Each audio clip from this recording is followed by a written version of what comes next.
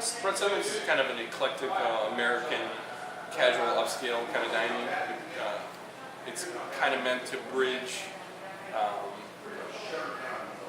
like an Outback Steakhouse and then more of an upscale restaurant with a little bit more individual flair.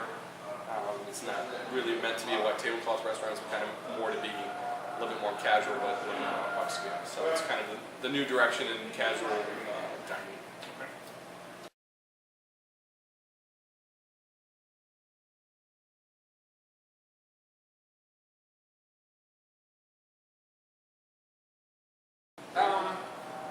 Well, I think there's a lot of analysis that needs to go in.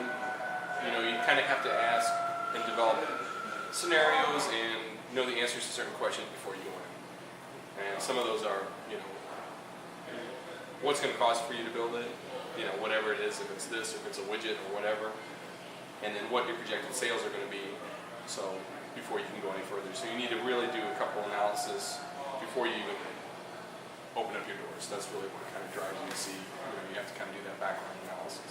Okay.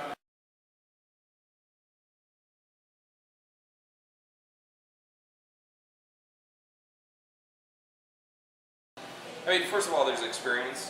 So you start off with some experience that you have and then being able to tap into other people's experience. Because let's say for this particular business, we haven't done as much alcohol sales, so I went out and branched out to, let's say my cousin George, who had a little bit more dealings with alcohol and bars and stuff, so he kind of helped me with that. So being able to tap that kind of, you know, other people outside your business to say, okay, well, what do you think is going to happen? What percentage of sales is going to be alcohol? What? You ask 150 questions.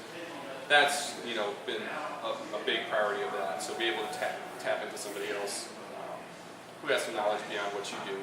The second part of that, as far as what kind of capital, you know, you bring to the table. Obviously, we brought some cash. We've got some financing that we're dealing with, and then another component has really been, you know, the landlord, since we're leasing the space, is what he was willing to put up or front for us in order for us to kind of move to this location. So really kind of three veins.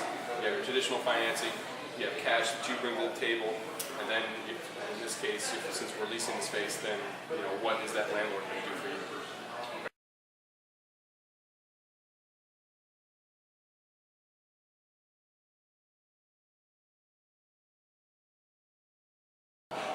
I think an entrepreneur, what differentiates you from an entrepreneur from just somebody who's actually working for somebody else is the ability to see around the whole problem. Okay, and the restaurant's a good example of this because you could be the best chef, but it doesn't necessarily make you an entrepreneur. And you could be the best manager, but it doesn't mean that your food's going to be good. So you have to be kind of well-rounded in order to be able to see marketing, you have to do construction, you have to do finance, you have to do food, and you have to still be able to do management. So that's what I think qualifies. An entrepreneur is basically someone who can see the whole picture. It's not just one-sided saying, well, he knows this one facet, which is production or engineering.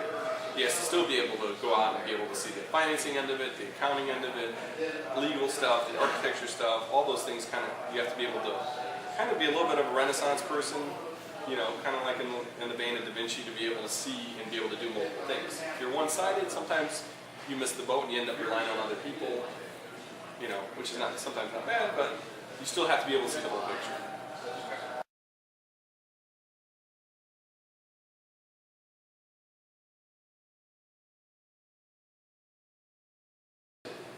I mean, anytime you're an entrepreneur, you're talking about putting a lot of capital into play with really no guarantees for any type of return whatsoever. So you're basically, it's kind of a casino bet saying, you know, my vision for this place is going to work, and you know, Blake might have another opinion. One of the other guys have a different concept that would go in. So you're risking saying you're putting a lot of capital, a lot of investment at risk. So I think that's probably one of the more difficult things.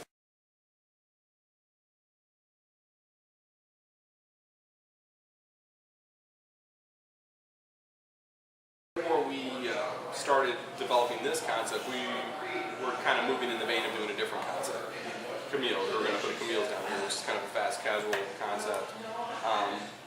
But kind of felt hesitant because of the numbers. The numbers didn't seem like they were going to work. So I think that at that point we said, wait, let's put the brakes on it, where instead of putting in what we, identify what's going to work down there instead of just forcing whatever you think, should work in there. So really, if there was a setback, and usually setbacks come for a particular good, and that is what kind of happened in that case. Instead of, looking outside the box and identifying what will work, just going with what you know is easy. What you know is easy often is not the best solution. So I think that was probably a setback, but it ended up being something that was worked out to our benefit.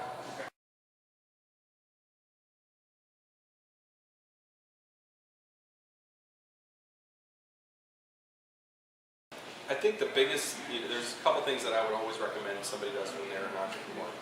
First off is make sure you work in the field that you're going to go be. You're going to try to make some money in some field.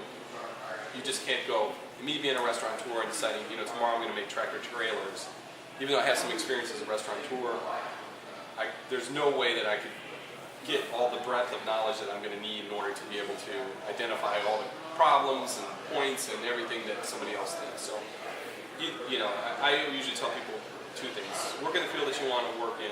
If that means you start off as a lowly intern and then you work your way up, look at P. Diddy. That's what he did. He basically started from the bottom and he worked his way up. He identified where things are and then he went from there. Two, always try to work for somebody who is going to hopefully mentor you or give you some opportunities to learn something, and try to work for the best person that's available for you in any company.